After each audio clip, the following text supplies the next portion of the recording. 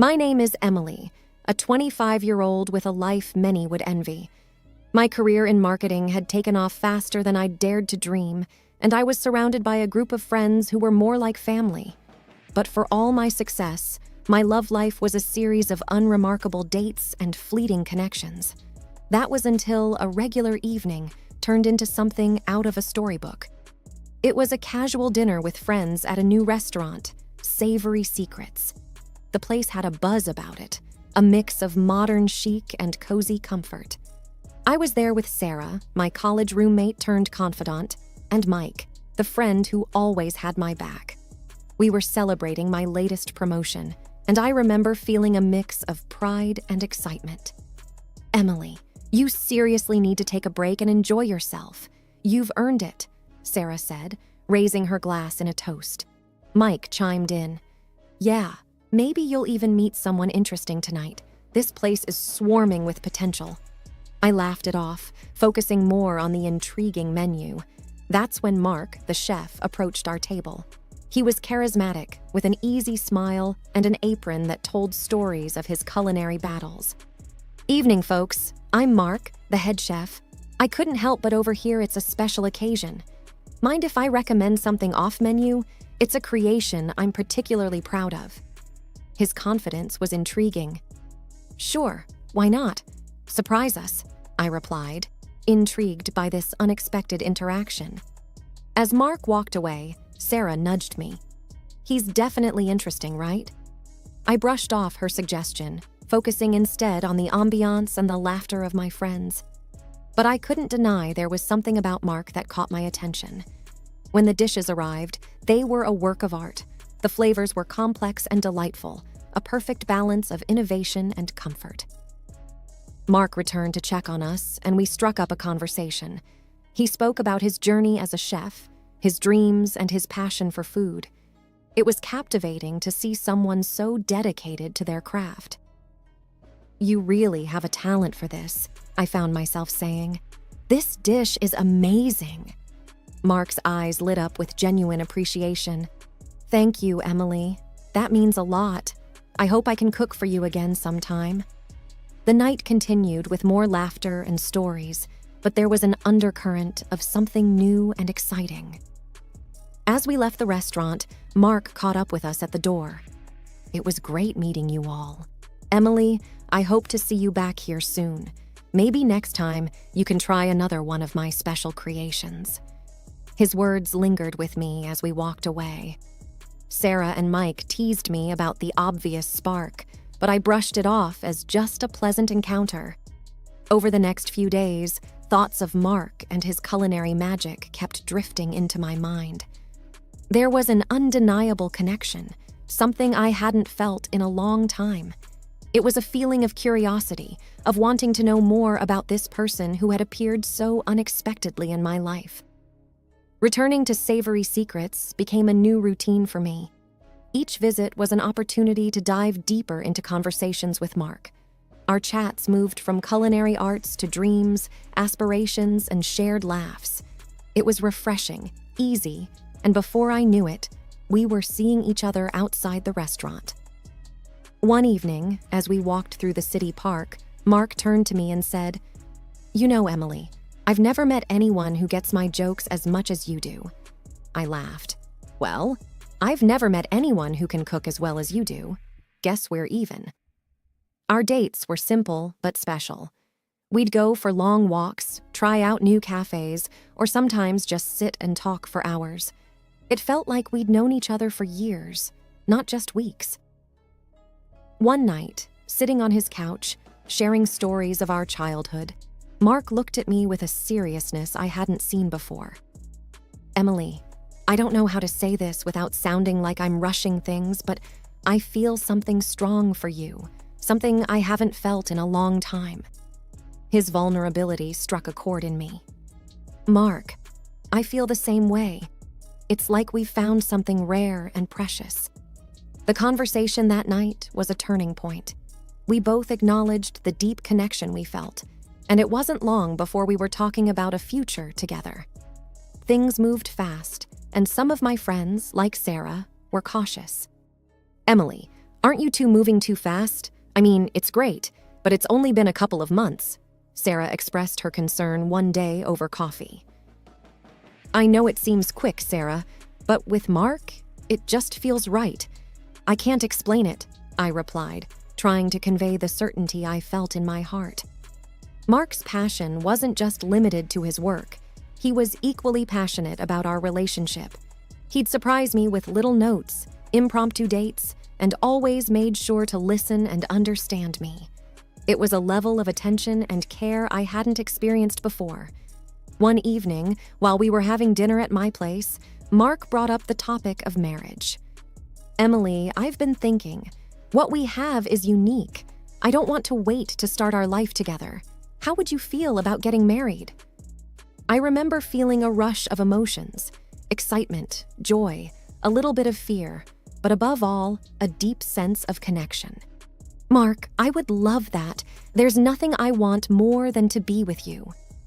Our engagement was a whirlwind. We planned a small, intimate wedding, just close friends and family. The day was perfect, filled with love, laughter, and the promise of a future together. Looking back, those months were a blur of happiness. I had found someone who understood me, who shared my passions, and who made every day brighter. It was a romance out of a fairy tale, and I was fully immersed in the magic of it all. Our first year of marriage, a blend of joy and adjustments, was unfolding in ways I hadn't anticipated. The home I had always known took on new life with Mark's presence.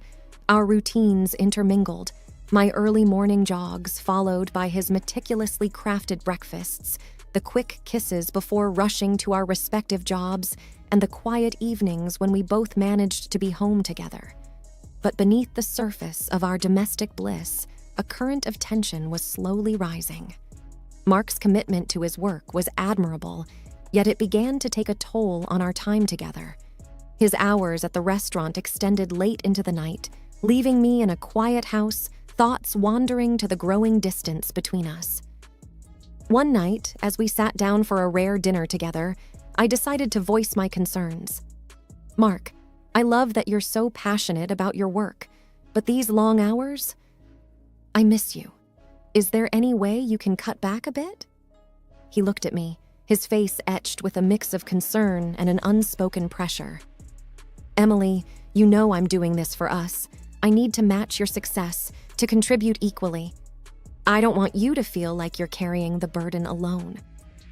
It's not about the money, Mark. I just wish we had more time together, I replied, the words tinged with a longing for our earlier days. The conversation ended on a note of mutual understanding, but the issue remained unresolved, hanging in the air like an unsaid promise. It was amidst this delicate balance of work and home life that Mark approached me with a request, his voice laced with hesitancy.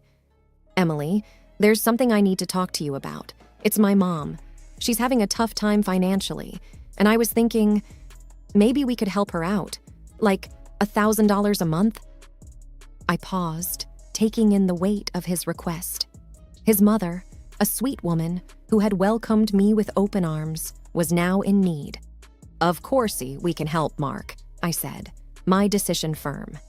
She's family, and it's important to support each other. Mark's relief was evident. Thank you, Emily. This means a lot to me, and I know it will to her as well. So, we started a new routine. Each month, I would give Mark the money, and he would send it to his mother. I didn't control this process because I trusted him completely. It was a decision made from compassion, a gesture to support someone we both cared about. Yet, even as we settled into this new arrangement, the earlier issue of Mark's work hours remained a gentle undercurrent in our daily life. He worked too much, stayed in the restaurant for a long time, and often did not answer the phone. The routine of our married life continued, with me diligently transferring money each month for Mark's mother, and Mark immersing himself ever deeper into his work at the restaurant. Despite the semblance of normalcy, an undercurrent of loneliness persisted in the wake of his prolonged absences. I kept myself busy, focusing on my career, but the solitude in our home was palpable. It was during one of these routine evenings that a call from Lily, a friend living on the other side of town, stirred a whirlpool of doubts in my mind. Emily, I've seen Mark around here quite often. He's always going to the same house with large packages in hand. It's been happening for a while now. Her words sent a chill down my spine. Are you sure it's Mark? Yes, I'm certain. It's just odd, don't you think? Lily's voice was laced with concern. That night, I confronted Mark. His arrival home was met with my anxious query. Mark, Lily says she's seen you frequently at a house on the west side. What are you doing there? For a moment, there was a flicker of alarm in Mark's eyes. Oh, that! It's nothing to worry about. Our restaurant has taken on a community project. We're helping out some elderly and needy people in that area with food and necessities. His explanation seemed plausible, yet something in the back of my mind nagged at me. But why didn't you tell me about this project? It didn't seem important. It's just part of the job, he replied casually, but I could sense a hint of discomfort. Wanting to believe him, yet unable to shake off my doubts, I pressed further. Can you show me something about this project? It just seems a bit unusual. Mark paused for a moment, then took out his phone. He scrolled through his photos and showed me a picture of himself standing next to an elderly man, both smiling at the camera. See, this is Mr. Thompson, one of the people we're helping. The photo did bring some reassurance, but the seeds of doubt had already been sown. The smile on Mark's face in the picture seemed genuine, and the elderly man looked like someone who could use the help. Yet, why did I feel like something was still amiss? That night, as I lay in bed, Mark's regular breathing beside me, I couldn't help but feel a mix of relief and lingering suspicion. The photograph had partly allayed my fears, but Lily's words echoed in my mind, and a small part of me still questioned the truth of Mark's explanation. The days following the conversation about the charity work and the photograph Mark showed me slipped by in a haze of half-hearted reassurance. I wanted to believe Mark, to trust in the life we had built together, but the seeds of doubt, once planted, refused to wither away. My uneasy peace was shattered one afternoon by an unexpected delivery. A courier van stopped in front of our house, and a young man rang the doorbell, a large box in his arms. "Package for you," he said, handing me a clipboard. Confused, I looked at the box and then at the delivery note. There must be some mistake. We didn't order this. He checked the address and the name on the note. It's all here, correct address, signed off by a Mark. It's baby supplies, diapers, baby food. I felt a chill run down my spine. Baby supplies? Yeah, you sure they're not yours? He asked, a puzzled look crossing his face. No, they're not, I replied, my voice barely a whisper. The courier scratched his head. Well, maybe your husband ordered them for someone else. He orders similar stuff to another address quite often. His words struck me like a lightning bolt. Another address? The same one Lily had mentioned seeing Mark go to with packages? I handed the box back to the courier. There's been a mix-up. These aren't for us. The courier seemed to sense my distress. Maybe your husband just got the addresses mixed up. Happens sometimes. As he drove away, I stood there, rooted to the spot, my mind racing. The coincidence was too glaring, the implications too stark to ignore. I needed answers, and I needed them now. Determined, I went inside, grabbed my keys, and headed straight to my car. The address, the same one Lily had seen Mark visiting, was now my destination. My hands trembled on the steering wheel, each turn bringing me closer to a truth I both dreaded and needed to confront. The drive felt surreal, as if I were moving through a fog of disbelief. How could my life, which seemed so perfect, unravel so quickly? What was waiting for me at that address? I tried to brace myself for what I might find, but deep down, I knew nothing could prepare me for the reality of betrayal. As I neared the address, my heart pounded in my chest. I parked the car, took a deep breath, and stepped out. The house in front of me looked ordinary, yet it held the key to the secrets Mark had been keeping. Standing at the doorstep of the unknown, my heart raced with a mix of fear and determination. The door opened, and a young woman appeared, her eyes curious and a little cautious. She was holding a toddler, no more than a year old. "Can I help you?" she asked, looking at me with a puzzled expression. I took a deep breath, trying to steady my voice. "I'm looking for Mark. Is he here?" Her eyebrows knitted in confusion. "Mark? Yes, he's here. Who are you?" Before I could answer, Mark appeared behind her. The look on his face when he saw me was a mix of shock and fear. "Emily, what are you doing here?" I could barely find my words. The sight of him in this setting felt like a punch to the gut. "I could ask you the same, Mark. What's going on?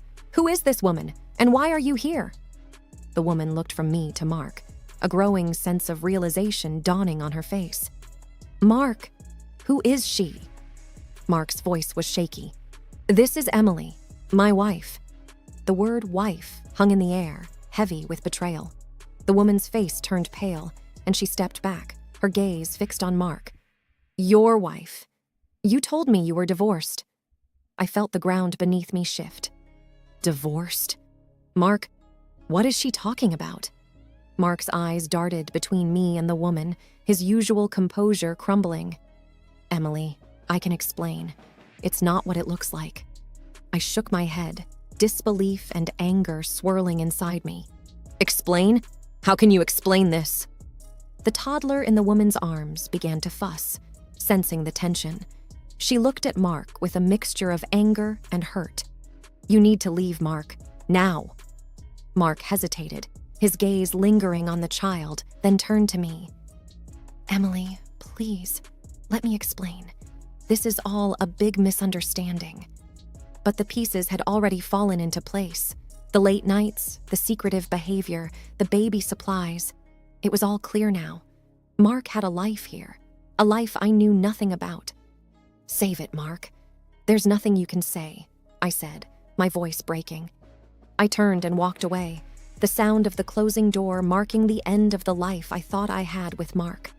The drive back home was a blur. Tears streamed down my face as the reality of Mark's betrayal sank in.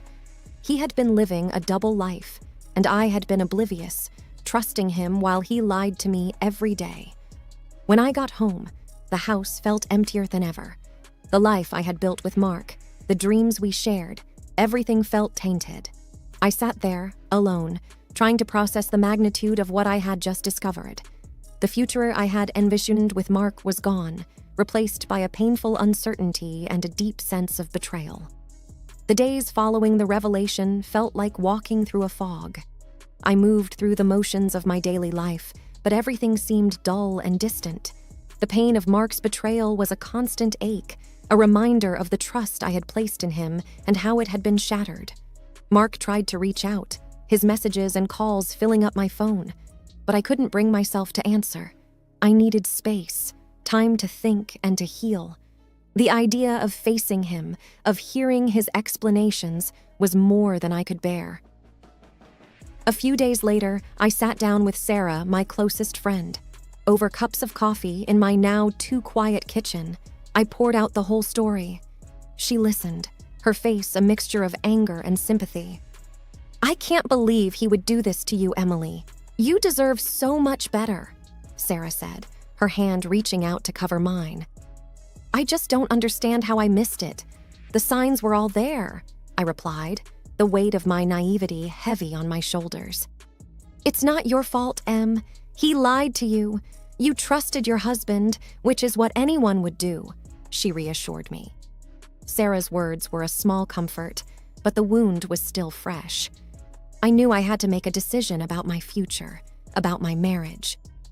With Sarah's encouragement, I contacted a lawyer to discuss my options. The lawyer was sympathetic but professional, outlining the steps for a divorce and what I could expect in terms of legal proceedings. "I want compensation for this betrayal," I said, a newfound determination in my voice. "We'll do everything we can to ensure a fair outcome," the lawyer assured me. The process was draining. both emotionally and legally. Mark's attempts to explain and reconcile turned into pleas for forgiveness as the reality of the divorce proceedings set in. But for me, the trust was broken beyond repair. In the midst of the legal battle, I also had to confront the financial deceit. The money I had given him under the pretense of helping his mother, it was meant for his second family. I supported his mistress and child. Unraveling our joint finances and reclaiming what was rightfully mine became another battleground. As the divorce proceedings dragged on, I leaned heavily on my friends and family for support. They were my rock, providing comfort and strength when I felt overwhelmed by the chaos that my life had become. Finally, the day came when the divorce was finalized. It was a bittersweet moment, the end of a chapter in my life that had started with so much promise, but ended in deception. Standing in the now empty house, I realized that this was not just an end, but also a beginning. A chance to rebuild, to find myself again after being lost in the shadow of a relationship built on lies. The journey ahead would be challenging, but I was ready to face it.